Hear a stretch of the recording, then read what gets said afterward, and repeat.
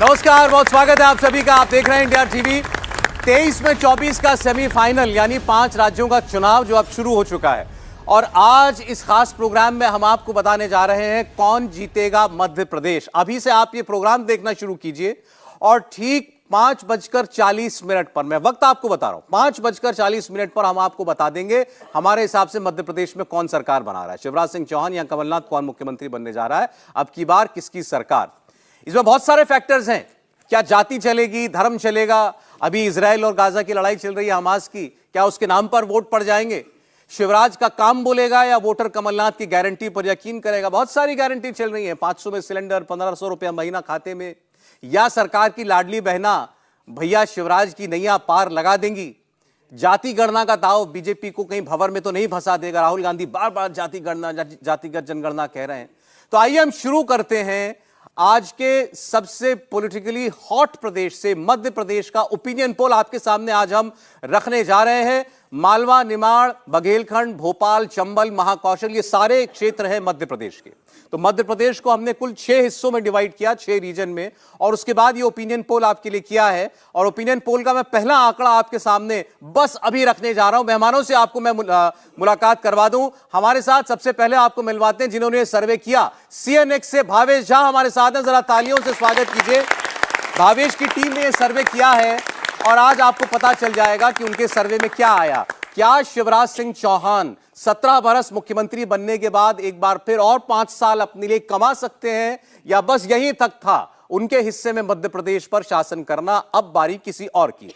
भावेश के अलावा हमारे साथ स्टूडियो में मौजूद हैं एक और ऐसे शख्स जो इस डेटा की साइंस को, सर्वे की साइंस को बहुत अच्छे से न समझते हैं केवल, बल्कि पढ़ाते भी हैं। प्रोफेसर संजय कुमार हमारे साथ CADS से हैं। प्रोफेसर, बहुत स्वागत है आपका भी। और 2 बड़े अनुभवी पत्रकार स्टूडियो में आपके साथ हैं इन सारे पहलुओं पर बात करने के लिए। हर्षवर्धन त्रिपाठी जी, बहुत स्वागत है हर्षवर्धन जी आपका, और राहुल महाजन साहब। राहुल जी आपका बहुत स्वागत है। तो आइए शुरुआत करते हैं सीधे अब मध्य प्रदेश के मालवा क्षेत्र से। आपके सामने ओपिनियन पोल शुरू हो रहा है मध्य प्रदेश का। अब ये जो मालवा का क्षेत्र है, इसे मध्य प्रदेश का प्राण कहा जाता है। विधानसभा की 46 सीटें मालवा में आती हैं और मध्य प्रदेश में हिंदुत्व की भी अगर आप बात कर लें तो यही सबसे बड़ा केंद्र है। महाकाल की नगरी उज्जैन मालवा में है। मध्य प्रदेश की आर्थिक राजधानी और खान पान के लिए मशहूर इंदौर मालवा में है। नेताओं के लिहाज से देखें तो बीजेपी के महामंत्री चुनाव लड़ रहे हैं। कैलाश विजयवर्गीय यहां के बड़े नेता हैं। इस बार इंदौर की नंबर 1 सीट से उनको उतारा गया है। कांग्रेस के सज्जन सिंह वर्मा, जीतू पटवारी, ये दोनों भी इसी मालवा क्षेत्र से आते हैं। और मालवा की 46 सीटों का सर्वे आपके सामने आ रहा है। अब ये है मालवा की सीटें, आपकी स्क्रीन पर नजर दौड़ाए रखिएगा। ये 46 सीटें, उनमें से बता रहा है सर्वे कि 25 सीटें भारतीय जनता पार्टी जीत सकती है। और साथ साथ आपको बताता चलूं कि ये 2018 की तुलना में बीजेपी के लिए +1 है, यानी बीजेपी यहां पिछली बार से भी बेहतर कर रही है। कांग्रेस पार्टी को 1 सीट का नुकसान, 20 सीटें कांग्रेस पार्टी क्षेत्र में जीत सकती है, अन्य 1 सीट पर जीत सकते हैं। तो ये पहला जो हमने आपके सामने रीजन रखा मालवा का महत्वपूर्ण क्षेत्र, 46 सीटों वाला, इसमें upper hand Bharatiya Janata party का दिखाई दे रहा है। कुल 230 सीटों का सर्वे आपके सामने खुल जाएगा आपसे थोड़ी देर के बाद। मालवा से शुरुआत हो गई है 46 सीटों से, बीजेपी 25, कांग्रेस पार्टी 20। कोई बहुत बड़ा उलटफेर नहीं है 2018 की तुलना में। आप देखें तो बीजेपी को 1 सीट का फायदा होता हुआ दिखाई दे रहा है, कांग्रेस पार्टी को 1 सीट का नुकसान होता हुआ दिखाई दे रहा है। तो कम से कम आप ये कह सकते हैं कि ये जो क्षेत्र है जहां बीजेपी मजबूत है, वो मजबूती कायम है, बल्कि और थोड़ी बेहतर ही हो रही है। और निमाड़ की भी बात करें, मालवा का जब नाम लेते हैं तो साथ साथ निमाड़ की भी चर्चा चलती है। यह वो क्षेत्र है जहां से मध्य प्रदेश विधानसभा की 28 विधानसभा सीटें आती हैं। मध्य प्रदेश में कहा जाता है कि जो मालवा के साथ निमाड़ जीता, मध्य प्रदेश में उसका राज तिलक हो गया। मध्य प्रदेश में पिछले 5 चुनावों से यही होता आ रहा है। 2018 में कांग्रेस ने इस निमाड़ इलाके में जबरदस्त बढ़त बनाई थी और प्रदेश में उसकी सरकार बनी भी थी। कांग्रेस के लिए अरुण यादव, कांतिलाल भूरिया, ये निमाड़ रीजन के बड़े चेहरे हैं। शिवराज सिंह चौहान सरकार के वन मंत्री कुंवर विजय शाह, वो भी इस रीजन से ही आते हैं। और जैसा मैंने आपको बताया 28 सीटें हैं निमाड़ रीजन की, वो भी आपकी स्क्रीन पर रख दे रहे हैं। तो मालवा की 46 सीटों के बाद निमाड़ की 28 सीटों का सर्वे आपकी स्क्रीन पर आ रहा है। भारतीय जनता पार्टी इन 28 में से 12 सीटें जीतती हुई दिखाई दे रही है। कांग्रेस पार्टी 15 सीटें जीत सकती है, अपर हैंड कांग्रेस का। और एक सीट अन्य को मिलती हुई दिखाई दे रही है। लेकिन यहां पर आपको बता दें 18 की अगर आप तुलना करेंगे तो पॉजिटिव है बीजेपी के लिए। बीजेपी 4 सीट बढ़ा रही है 2018 की तुलना में। निमाड़ क्षेत्र में कांग्रेस पार्टी को 3 सीटों का नुकसान और अन्य को 1 सीट का नुकसान, यानी कांग्रेस और अन्य की जो 4 सीटें कम हो रही हैं वो बीजेपी के खाते में जाकर के जुड़ रही हैं। तो मालवा बीजेपी ऊपर, निमाड़ में भी बीजेपी बेहतर कर रही है। हालांकि नंबर गेम में निमाड़ में कांग्रेस आगे है, लेकिन बीजेपी अपनी परफॉर्मेंस सुधार रही है। तो मालवा निमाड़ आप ओवरऑल कह सकते हैं कि बीजेपी के लिए फायदे का सौदा साबित होता हुआ दिखाई दे रहा है। और इसी के साथ स्क्रीन पर आप देखेंगे 230 में से 74 सीटों का सर्वे आ चुका है। 37 भाजपा, 35 कांग्रेस, अन्य 2। कोई बहुत अंतर खास नहीं है। अभी ज्यादातर विश्लेषक भी आपको यही बता रहे होंगे कि बहुत कांटे की टक्कर है। तो मालवा निमाड़ भी कम से कम यही बता रहा है कि टक्कर तो कांटे की दिखाई दे रही है, लेकिन एक एज जो है इस क्षेत्र में भारतीय जनता पार्टी के लिए दिखाई दे रहा है साफ साफ। इस क्षेत्र की और डिटेलिंग आपके लिए भावेश करेंगे। भावेश, देखिए, मालवा निवार में जो सबसे बड़ी फैक्टर जो दिख रहा है, देखिए आप 2018 चुनाव आपको याद होगा। 2018 में पहले इस क्षेत्र की जो हम सोशल बैकग्राउंड है उसको समझिए। इसमें 22 शेड्यूल ट्राइब सीटें आती है। ये इस 22 सीटें जो आती है, जिसमें कांग्रेस को पिछली बार बहुत अच्छी बढ़त मिली थी, जिसमें 22 में से 14 सीटें कांग्रेस जीती थी और 7 सीटें बीजेपी जीती थी, एक इंडिपेंडेंट ने जीती थी। बीजेपी फिलहाल उसको कोशिश जरूर करिए कि आदिवासी बहुल क्षेत्रों में अपना पैठ बनाने की कोशिश करिए। आपको याद होगा 2021 में जो सिविक बॉडी लोकल बॉडीज का चुनाव हुआ था, उसमें बीजेपी ने अच्छा परफॉर्म किया था। और उसके बाद भी आप देखेंगे उसी कांग्रेस की भी एक कोशिश थी, जो भारत जोड़ो यात्रा था उसी इलाके से गुजरा था, जो आदिवासी बहुल क्षेत्र है उसके वजह से। राहुल गांधी खासकर वहीं जाते हैं। हाँ, फिलहाल ये है कि वो जो भारत जोड़ो यात्रा का था उसी एरिया में गया हुआ था। तो इन दोनों फैक्टर को देखते हुए ऑलमोस्ट आप देखिए दोनों जो एरिया है उसमें लगभग स्टेटस को है, जितनी सीटें बीजेपी ने जीती थी। निमाड़ में थोड़ा बहुत कुल मिलाकर जो आरक्षित सीटें हैं, ट्राइबल सीटें, वो 47 हैं मध्य प्रदेश के अंदर, पूरे प्रदेश में। और इसमें 2018 में 31 सीटें कांग्रेस पार्टी जीती। बिल्कुल, जो 2018 में 47 में 31 इसने जीती और 16 बीजेपी ने जीती थी। और उसका 2013 से कंपेयर की 13 में 47 में 37 बीजेपी जीती थी। तो बीजेपी के लिए कांग्रेस के लिए ये एक बहुत बड़ा एज था, जिसकी वजह से कांग्रेस सरकार में वापस आ पाई थी। उन्हीं को दूरी करने के लिए बीजेपी ने वहां बहुत कोशिश की। एसटी सीटों में, आदिवासी सुरक्षित सीटों में बीजेपी को वापसी करनी है, ये उसके लिए गोल बिल्कुल साफ है। ये जो रीजन अभी आपने हमको दिखाया है, क्या इसमें बीजेपी ऐसा करती दिख रही है? देखिए, निमाड़ में कुछ हद तक करने की कोशिश जरूर हुई है और आपने देखा 4 सीटों का जो अंतर है वो उसी का अंतर है। दूसरे, आपको याद होगा अमित शाह और प्रधानमंत्री ने एक आदिवासी को लेकर बहुत कुछ किया पिछले असेंबली चुनाव हारने के बाद, और बहुत सारे सम्मेलन वहां पे हुए और उसका असर दिखा था। जो अभी मैं बात कर रहा था लोकल बॉडीज इलेक्शन में, उसका असर दिखा था और बीजेपी वहां पे अच्छा परफॉर्म की थी। अब असेंबली पॉइंट ऑफ व्यू से अभी भी दिख रहा है कि कांग्रेस वहां पे जो आदिवासी बहुल क्षेत्र उसमें अभी भी कांग्रेस के पास एज है, लेकिन बीजेपी धीरे धीरे ही सही लेकिन बेहतर प्रदर्शन कर रही है। अगर ये ट्राइबल सीटों पर भारतीय जनता पार्टी कुछ कमबैक कर लेती है तो पिछली बार आप देखिए बहुत ज्यादा फर्क नहीं था सीटों में, वोट में तो बीजेपी बल्कि ऊपर थी 2018 में। तो ये ट्राइबल सीटें ही भरपाई करने के लिए काफी साबित होंगी, लेकिन क्या बीजेपी उतनी भरपाई कर पा रही है? कुछ हद तक मालवा निमाड़ में दिखाई देता है। हर्षवर्धन त्रिपाठी जी। नहीं, देखिए, आदिवासी सीटें हैं और इस इलाके के लिहाज से कहें तो ये माखनलाल चतुर्वेदी की जन्मभूमि है। अगर फिल्मों के शौकीन हैं आप तो अशोक कुमार, किशोर कुमार का खंडवा यही है, तो ये भी जानना चाहिए कि वो ज़मीन कैसी है। लेकिन ये सच है कि आदिवासी क्षेत्रों में इतनी लंबी सरकार होने के बावजूद, इतनी सारी योजनाएं चलाने के बावजूद और संघ का बहुत काम होने के बावजूद आदिवासी इलाके में भारतीय जनता पार्टी वो पकड़ नहीं बना पाई। 2018 के चुनाव में एक तरह से कहें कि भारतीय जनता पार्टी से 2 गुने से ज्यादा सीटें कांग्रेस ने जीती थी और यही वो इलाका है जिसको अगर आप कहें कि मार्जिन कहां आगे बढ़ गई, कहां अंतर बढ़ गया, तो वो ये इलाका था। अब सबसे बड़ी बात यह है कि क्या भारतीय जनता पार्टी उस अंतर को घटाएगी, नंबर 1, और जिसको हम कहते हैं कि सेंटिमेंट के तौर पर क्या निमाड़ और मालवा का जो सेंटिमेंट होगा वो सेंटिमेंट उनको मध्य प्रदेश की सरकार बनाने में कुछ मदद करेगा। तो उसके 2-3 छोटे छोटे आदिवासी लिहाज से भारतीय जनता पार्टी ने रायसीना पहाड़ी पर द्रौपदी मुर्मू जी को बिठाया। आदिवासी लिहाज से सिकल सेल एनीमिया जो आदिवासियों की सबसे बड़ी बीमारी है पूरे देश में, जहां भी आदिवासी इलाके हैं, नरेंद्र मोदी ने सबसे बड़ा अभियान चलाया।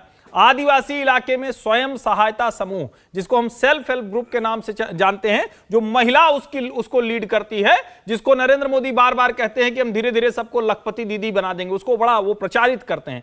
अब ये तीनों चीजें वोट में कितना ट्रांसलेट करेंगी, उससे तय होगा कि शिवराज का राज बचा रहेगा नरेंद्र मोदी के नाम पर जो भारतीय जनता पार्टी जा रही है, या उसकी मुश्किल अभी बनी हुई है। जी ठीक। देखिए हमारे यहां तो कहते हैं ना, कोस कोस पर जो है पानी बदल जाता है, तो ऐसे ही है। जब हम 6 क्षेत्रों में बांट करके मध्य प्रदेश की बात कर रहे हैं, देखिए मालवा की आप बात कीजिए तो मालवा में बीजेपी का अपर हैंड साफ दिखाई देता है, 25 भाजपा और 20 कांग्रेस। निमाड़ में आते हैं 28 सीटें, 15 कांग्रेस या कांग्रेस अप हो जाती है और बीजेपी 12। हालांकि बीजेपी 18 से 2018 की तुलना में बेहतर करती हुई दिखाई दे रही है। तो प्रोफेसर साहब से हम समझना ये चाहते हैं सर, चुनावों में भी क्या इसी तरीके से जैसे क्षेत्र अलग अलग क्षेत्रों में हम जाते हैं, डेमोग्राफी चेंज होती है, इलेक्शन का सेंटिमेंट भी बदलता जाता है क्या?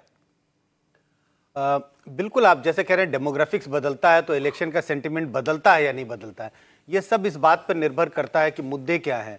हम क्षेत्र की बात कर रहे हैं, मध्य प्रदेश को 6 क्षेत्रों में बांटकर उसकी एनालिसिस करने की कोशिश की जा रही है। यहाँ तो बगल बगल की कंस्टिट्यूंसी में मूड बदलता है। अगर आम भाषा में देखें तो एक आम नागरिक देश में ऐसा समझता है कि सदर्न इंडिया जो साउथ इंडिया है वो बिल्कुल एक है। लेकिन अगर आप सदर्न इंडिया की बात करें तो देखें आंध्रा में किसकी सरकार है, तेलंगाना में बगल में किसकी सरकार है, तमिलनाडु में किसकी सरकार है, कर्नाटक में किसकी सरकार है, केरल में किसकी सरकार है। इससे आपको क्लियर हो जाएगा कि हमारी विविधता कितनी है।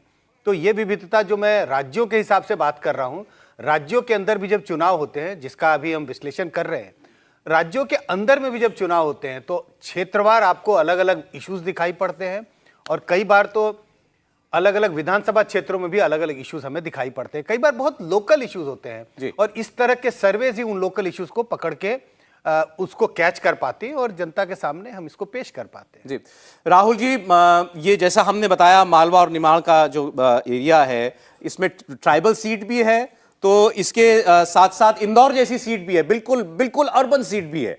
तो एक ऐसा मिक्स है, ये नेताओं के लिए बड़ा मुश्किल होता है कि कहां पर कौन सा कार्ड चलना है, कौन सा मुद्दा किस जगह जाकर के उठाना। हमने ट्राइबल सीटों की बात की, अर्बन सीटों पर बीजेपी अच्छा करती है, आमतौर पर यह माना जाता है और मध्य प्रदेश में यह चीज साफ दिखाई भी देती है। लेकिन अगर निमाड़ में रिकवर कर रही है भारतीय जनता पार्टी तो क्या संकेत है?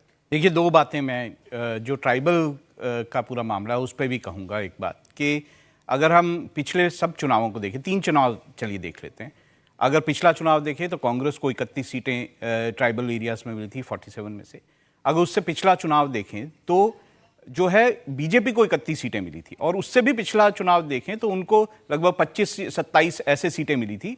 और ये माना जाता है कि क्योंकि ना केवल ये जो 47 सीट्स हैं जो कि ट्राइबल जो रिजर्व सीट्स हम मानते हैं, उसके अलावा भी 40 ऐसी सीटें मध्य प्रदेश में हैं जिसपे ट्राइबल जो पॉपुलेशन है वो बहुत ज़्यादा असर डालती है। इसलिए ये माना जाता है मध्य प्रदेश में कि जो ट्राइबल सीटों में जीत हासिल करता है, ये ज़्यादा सीटें लेता है, वही सरकार बनाता है। मैं ये बात आपको इस रीजन के कारण भी साफ कहना चाहूँगा। जहाँ तक अर्बन एरियाज़ का सवाल है, हम मानते हैं कि बीजेपी जो है वो बहुत अच्छा करती है और जैसा कि अभी मेरे सहयोगी ने भी बताया था कि केवल जो अर्बन सीटें नहीं है, जो आरएसएस का काम जो है ट्राइबल रीजन्स में हुआ है उसको कहीं नकारा नहीं जा सकता है। वो बहुत अच्छा काम हुआ है और कितना उसका असर पड़ता है।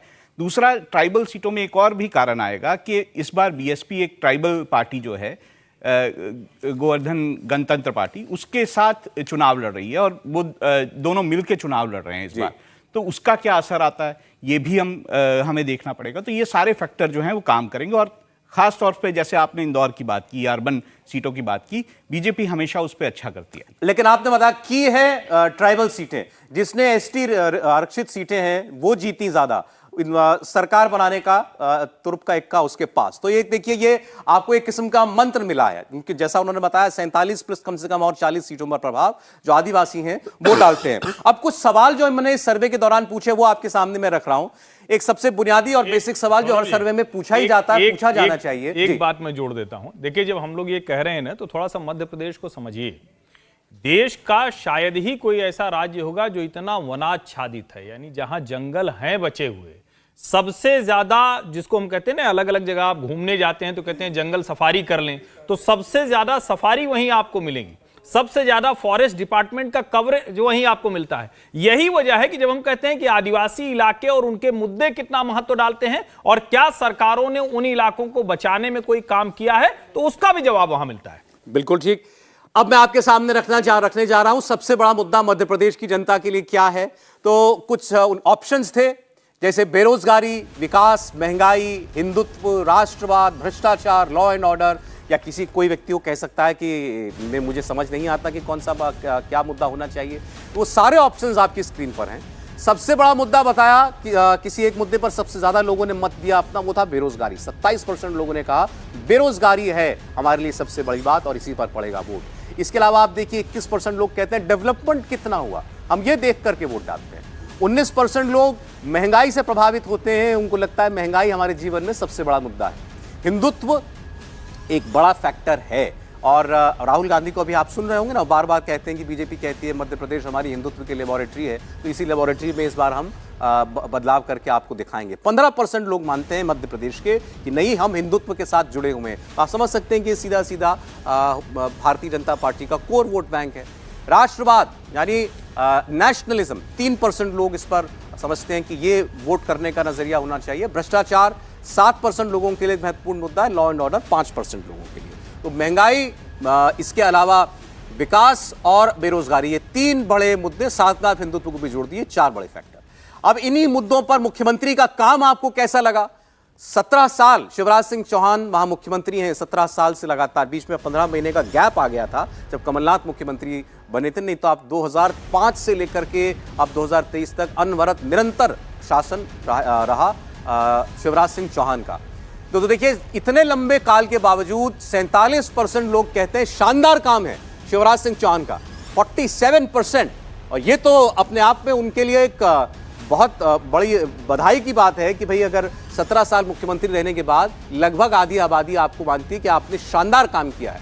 12% लोग कहते हैं औसत काम था शिवराज सिंह चौहान का, उनकी सरकार का, और खराब काम किया शिवराज सिंह चौहान ने अपने इस पूरे कार्यकाल में, ऐसा कहने वाले 41% लोग हैं। लेकिन इसमें अगर आप जो शानदार कह रहे हैं और जो एवरेज कह रहे हैं कि काम ठीक ठाक था, उनकी तुलना अगर आप उनको जोड़ दें तो ये 60% के ऊपर जाता है। तो ये शिवराज सिंह चौहान के लिए एक बड़ी उपलब्धि मानी जानी चाहिए। अब शिवराज सिंह चौहान की इस सरकार में पिछले इसी जून महीने से एक स्कीम चल रही है और उनको लगता है कि ये गेम चेंजर स्कीम है। इसका नाम है लाडली बहना योजना। लाडली बहना योजना के अंतर्गत महिलाओं के खाते में 1000 रुपया डाला जाना था, उससे शुरुआत हुई थी। वो बढ़ते बढ़ते अब 1250 रुपया हो चुका है और ये आगे बढ़कर के 3000 रुपये तक जाएगा। खास बात यह है कि मध्य प्रदेश में महिलाओं के खाते में जून महीने से इसी वर्ष के पैसा आना शुरू हो चुका है। कांग्रेस ने वादा किया है, वो भी वादे पर हैं कि अगर सरकार बनेगी तो हम डालेंगे। शिवराज सिंह चौहान डाल रहे हैं। 47% लोग कहते हैं लाडली बहना योजना शानदार स्कीम है और इसका प्रभाव पड़ रहा है, यानी शिवराज सिंह चौहान को इसका फायदा हो रहा है। 13% लोग कहते हैं थोड़ा फायदा होगा। 37% लोगों को लगता है कि इसका कोई लाभ नहीं होने जा रहा है। 3% लोगों की इस पर राय नहीं है। तो पहले भावेश से ही पूछें, लाडली बहना योजना क्या इस चुनाव में एक बड़ा एक्स फैक्टर है? बिल्कुल है। आपने देखा होगा जी, शिवराज सिंह चौहान का एक बहुत बड़ा फोकस होता है महिलाओं वोटों के लेके, और एक बहुत पॉपुलर है वो फीमेल वोटर्स के बीच में। लोग उनको मामा कह के बुलाते हैं, आप देखेंगे। तो बीजेपी का जो पूरा गेम है, आप देखिए राज्य भर अलग अलग जगह आप देखेंगे जब बीजेपी जो असेंबली चुनाव होते हैं, तो और नेशनल में भी आप यदि देखेंगे तो बीजेपी का महिलाओं को वोटों को लेके एक अलग फोकस रहता है। और इसी तरह आप चुनाव जब रिजल्ट आता है तो देखेंगे महिला वोटर बीजेपी को सबसे ज़्यादा वोट करती है। हालांकि कुछ लॉ एंड ऑर्डर इशू जरूर थी कुछ पिछले महीने मध्य प्रदेश में, लेकिन चूंकि शिवराज सिंह चौहान इतने सालों से हैं और कोई बहुत बड़ी इस तरह का कहे कि लॉ एंड ऑर्डर बड़ी प्रॉब्लम नहीं बनी है अदर जैसे बिहार या यूपी में होता है। मध्य प्रदेश में उस तरह की सिचुएशन नहीं है। तो जो महिलाओं का जो एक इंक्लाइनेशन है वो शिवराज सिंह की तरफ वो क्लियर दिखाई देता है। और उसी के रूप में एक जो लाडली बहना योजना, एक जो फ्री जो आजकल एक दौर चल पड़ा है हर जगह, दिल्ली से जो उठी थी वो कर्नाटक और हर जगह जो चल रहा है, तो उसी को कांग्रेस। तो हम सीधे कह लें कि इस चुनाव में महिलाएं ही बनाएंगी शिवराज की सरकार या महिलाएं ही करेंगी भैया को बेरोजगार? बेरोजगार भी वो किया तो शिवराज महिलाएं ही नहीं, वो करेंगी। मध्य प्रदेश ही नहीं, आप देखेंगे पूरा नेशनल लेवल पे महिलाएं ही सबसे ज्यादा वोट करती है। पिछले लोकसभा में देखिए लगभग आधे % के आसपास महिलाएं ने ज्यादा वोट किए थे, और इस बार 2024 में और ज्यादा उम्मीद है महिलाएं वोटर, तो महिलाएं वोटर को आपने साथ लिया तो संभव है कि आपके पास ज्यादा वोट होंगे। अरे हम अभी भोपाल गए थे, वहां पर दिन भर हम लोगों ने कार्यक्रम किया, तो टैक्सी में जो हमारे चालक थे उनसे बात हो रही थी, तो उन्होंने भी यही कहा कि भाई स्कीम बहुत बढ़िया चल रही है शिवराज जी की, ये जो लाडली बहना स्कीम है। लेकिन फिर वो बाद में कहते थे, उन्होंने कहा कि बहना लोग तो बहुत खुश हैं, जीजाजी लोग थोड़ा नाराज हो सकते हैं।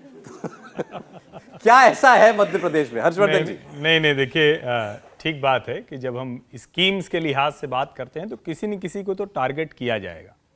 और अभी आप दबाव समझिए, 3 दशक से जो महिला आरक्षण संसद की देहरी तक आता था, लौट जाता था, इस बार वो ससम्मान स्थापित हो गया।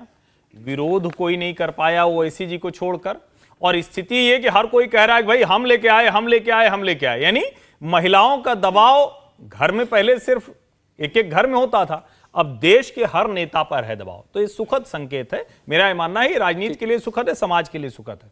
लाडली बहना की जहां तक बात है, निश्चित तौर पर वो गेम चेंजर है। शिवराज सिंह चौहान डिलीवरी वाले चीफ मिनिस्टर के तौर पर देखे जाते हैं, और मैं इधर आश्चर्यचकित होता हूं कि वो अपनी एक बड़ी स्कीम को क्यों उस तरह से प्रचारित नहीं करते। एक महिला, वैसे ही उन्होंने फार्मर्स कॉन्स्टिट्यूएंसी पकड़ी थी, मैं नहीं जानता हूं कि भावेश जी के सर्वे में वो कहीं निकल कर आया है कि नहीं। सबसे ज्यादा एफपीओ वही है, सबसे ज्यादा किसानों को लाभ वहीं मिलता है, सबसे लंबे समय तक, करीब 10 वर्ष तक 10% के ऊपर की तरक्की की रफ्तार किसानों को रही। पहली बार बाजार भाव और जो मिल रहा है उसके बीच का अंतर, भावांतर योजना वो लेकर आए। तो महिला और किसान, मुझे लगता है कि शिवराज सिंह चौहान के लिए इसको कह सकते हैं ना कि बेस्ट बेट यही दोनों है, और ये चुनाव किसान भी आप जीतेंगे तो यही दोनों। किसान भी आप मानते हैं? किसान भी मैं मानता हूं। पॉजिटिव इधर शिवराज के खाते में आना चाहिए। अच्छा ठीक है, एक ब्रेक पर जाने से पहले लेकिन ये महिला वोटर के मुद्दे पर एक राय प्रोफेसर साहब की जरूर लेना चाहते हैं। सर देखिए, हमारे यहाँ तो कुछ वर्ष पहले तक ये माना जाता था कि घर में जो घर का जो बड़ा है पुरुष ही होता है, और जो घर के प्रधान ने कह दिया भाई यहाँ वोट डालना है, सब लोग उधर जाकर के वोट डाल देते हैं। तो महिलाओं की अपनी कोई अलग राय होगी, ये हमारे देश में कुछ लोग नहीं मानते थे। क्या वो ट्रेंड पूरी तरीके से बदल चुका है? महिलाएं वोट भी ज्यादा करती हैं और जिसका जो मन आता है उसको वोट करती हैं। आपने कहा पूरी तरह से बदल गया, और पूरी पर आपका बहुत जोर था जी। मैं पूरी आपके सेंटेंस से सिर्फ पूरी को हटा दूं और आपसे सहमत हो जाऊंगा। बदल रहा है। अगर हम 2004 से लेकर 2019 तक के चुनाव को देखें और तमाम विधानसभा के चुनाव के नतीजों को देखें, और अगर उसका विश्लेषण करें, विश्लेषण हमारे सर्वे के आधार पर, हमें लगता है कि साफ दिखाई पड़ता है आज ज़्यादा संख्या में महिलाएं पहले की तुलना में स्वयं अपना निर्णय ले रही हैं वोट देने का कि उन्हें किस पार्टी को या किस उम्मीदवार को वोट देना है। अभी भी सफ़र लंबा है, अभी भी तकरीबन अगर राष्ट्रीय स्तर पर देखें तो 56-57% महिलाएं कहती हैं कि हमने अपना निर्णय स्वयं लिया। 40% महिलाएं कहती हैं कि नहीं, अभी भी हम डिपेंडेंट हैं, अभी भी हम राय मशविरा करते हैं अपने मेल फैमिली मेम्बर से, और कुछ कहते हैं कि जब पता नहीं जी, दे दिया आप वोट। तो सफ़र लंबा है लेकिन पॉजिटिव डायरेक्शन में मूव किया हुआ है। जी देखिए, अभी तक हमने आपके सामने मालवा निमाड़ की सीटों का सर्वे रखा है, 74 सीटों का सर्वे, जिसमें 37 पर भारतीय जनता पार्टी हमारे मुताबिक आगे है, जीत सकती है, और 35 सीटों पर कांग्रेस पार्टी जीत सकती है। आगे हम बात करेंगे बघेलखंड की, यह भी एक बड़ा क्षेत्र है, 51 सीटें यहां पर हैं, और पिछली बार भारतीय जनता पार्टी ने इस क्षेत्र में बहुत अच्छी परफॉर्मेंस दी थी। क्या वो इस बार इसे बरकरार रख पा रही है, या यहां पर कमबैक कांग्रेस पार्टी कर सकती है? और जो क्षेत्र हैं उनकी लगातार बात होगी। आप लगातार देख रहे हैं इंडिया टीवी CNX का सर्वे, मध्य प्रदेश में किसकी बनेगी सरकार। इंडिया टीवी हर वक्त हर जगह डाउनलोड करने के लिए सर्च करें India TV news Google play store या ऐप स्टोर पर।